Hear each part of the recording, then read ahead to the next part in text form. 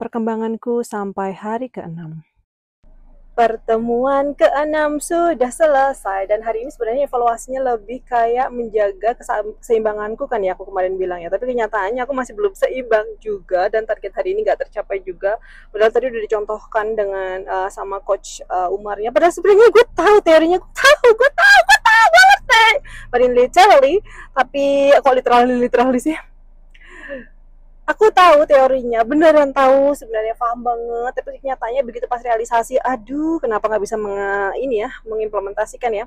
Terus tadi juga ketemu, ternyata caranya pegangan itu aku ketemu namanya istilahnya meluk, tadi kita deal dengan kata itu ya, meluk pakai kaki gitu. Jadi kakiku lebih menjepit, yang selama kemarin kan kayak lebih ke lutut aja ya, ternyata harus semua bagian lutut ke bawah itu nyepit ke kudanya gitu.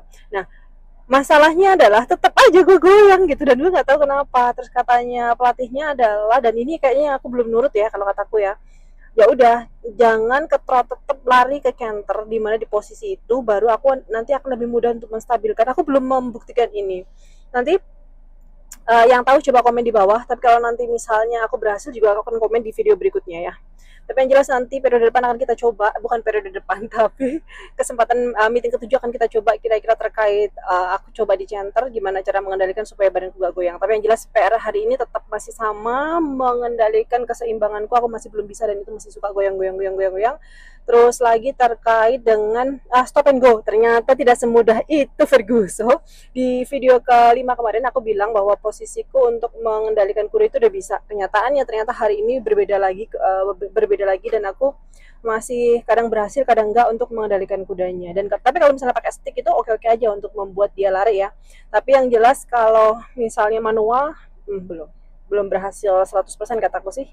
Jadi begitulah Ferguson, berarti emang harus latihan dan terlatih kayaknya itu, makanya lo harus join professionals untuk ngajarin kalian supaya nanti semuanya lebih terarah dan terevaluasi dengan bagus, karena beda personal pasti beda problems dan solusinya pasti juga berbeda. Dan secara otomatis sebenarnya problemsku hanya salah satu dari problems yang dihadapi oleh sekian banyak pemula kan, pembelajar lah intinya. So I hope you can learn something di sana juga. Nanti kalian juga bisa mengimplementasikan atau menghindari hal-hal yang negatif seperti aku yang kemarin sempat jatuh itu. Aku berharap you're not going to experience the same thing as well, karena itu like something really scary dan I don't want to do this one for the second times. Bukan to experience the second time, kalau bisa jangan.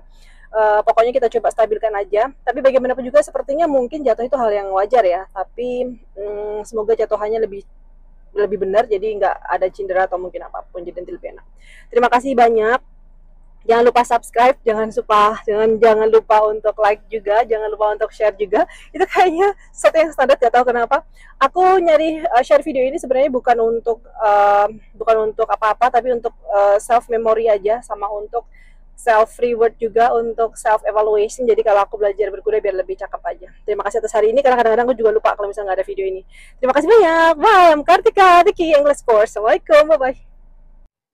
Berikut rangkaiannya setiap kali di awal latihan. Biasanya kuda disiapkan dulu sama pelatihnya dan aku membantu di beberapa titik yang sekiranya di situ membentuk bonding antara aku sama si kudanya. Karena ini penting kata beliaunya. Nah, ini lapangan yang biasanya selalu kita pakai. Ini dicontohkan sama coachnya dulu. Kamu nggak sih lo? Gimana cakepnya kataku. Aku cuma mau pengen bisa kayak gini aja cukup kataku. Tapi kalau bisa agak bisa gelap dikit lah gitu ya, biar lebih cakepan dikit. Nah, yang ini versi anak didiknya nih setelah 6 sesi pertemuan. Lumayan sih sebenarnya ya. Tapi kaku banget. Aku sadar bahwa di sini gara-gara faktor jatuh itu kayak rasa confidence diriku sendiri. Aku nggak mau jatuh. Kayaknya cukup mendominasi kalau kataku ya. Aku juga nggak tahu sebenarnya aku udah mencoba mengontrol itu supaya nggak terjadi. Tapi kenyataannya kayak gemes aja begitu ngelihat coachnya ngasih contoh lagi. Kayak gini nih gitu. Sebenarnya nggak ngeyel gitu, nggak ngeyel ya beliaunya ya. Cuman kayak rasanya aku tahu. Cuman ya gimana sih. Begitu praktis masih gini lagi. Jadi ini kaku banget. Dan setiap kali disuruh nambah speednya aku nggak tahu kenapa aku nggak pernah bisa melakukannya. Nanti kayaknya itu PR juga lagi gimana caranya hari ke-7 besok kita akan keluar dari pedok ini. Kita nanti mungkin akan coba eksplorasi di sebelah luar.